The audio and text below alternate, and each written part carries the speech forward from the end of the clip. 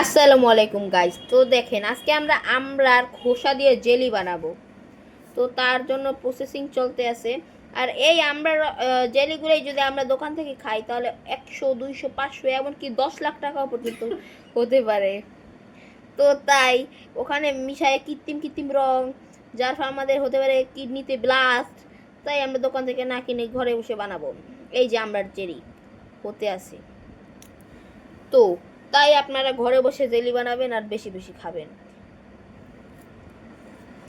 তারপর এটার ভিতরে আমরা দিছি চিনি,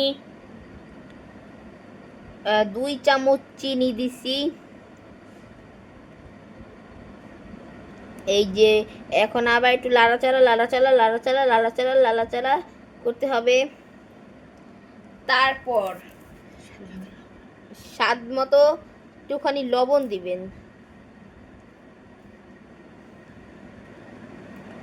আর চিনি দেবেন আপনাদের পরিমাণ মতো, আপনাদের যেটুক লাগবে সেটুক। তারপর দিব আগার আগার পাউডার। এই যে 2 চামচ আগার আগার দিতে হবে। তার ফলে জেলিটা একটু ঘন ঘন হবে। যাতে আগার পাউডার না থাকে সেই রকম করে লাড়াতে হবে। তারপর আপনারা চাইলে অনেক ফ্লেভার দিতে পারেন, শুধু চকলেট আর ভ্যানিলা ফ্লেভার দেবেন না। আমরা দেব স্ট্রবেরি ফ্লেভার, ফুড কালার। কিন্তু এটায় কোনো কালার আসবে না, শুধু স্বাদটা বেড়ে যাবে। তো 2বার দিবেন। এই যে আমি 2বার দিছি।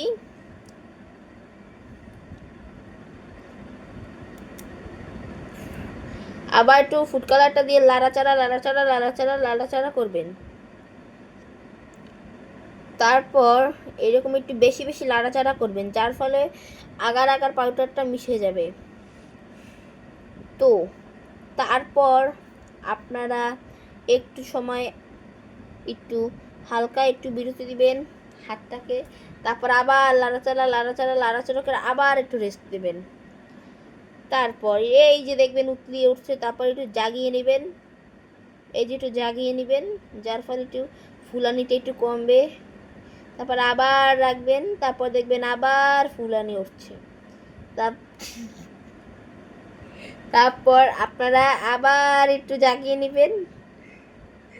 এবার একদম জাগিয়ে নেবেন। তারপর আবার একটু লাড়াচাড়া করবেন, একটু টেস্ট করে নেবেন যে দেখবেন সব কিছু ঠিক আছে কিনা। তারপর আপনারা এটার ভিতর দিতে পারেন অনেক কিছু, যেমন লবণ, আরও অনেক কিছু দিতে পারেন। তো ঠান্ডা করে আবার একটু চামচটা বিরতি দিবেন। এই যে একটু এলাচের গুঁড়া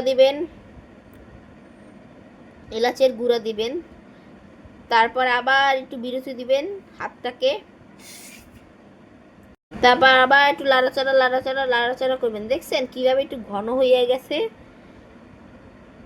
তারপর যদি আপনাদের ইচ্ছে করে তাহলে আবার একটু টেস্ট করে নেবেন। তো আবার একটু হাতটাকে একটু রেস্ট দেবেন।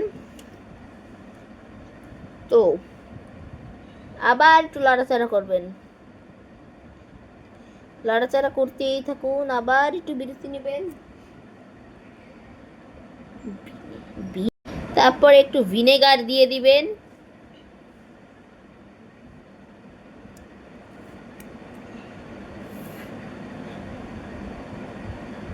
এখন একটু লাড়াচাড়া করবেন। দেখছেন কিভাবে ঘন হয়ে গেছে। আমি জারিটা নিয়ে নেই।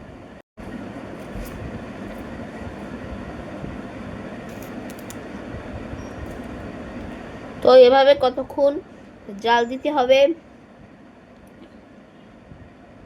তো এখন একটু উঠিয়ে নেবেন।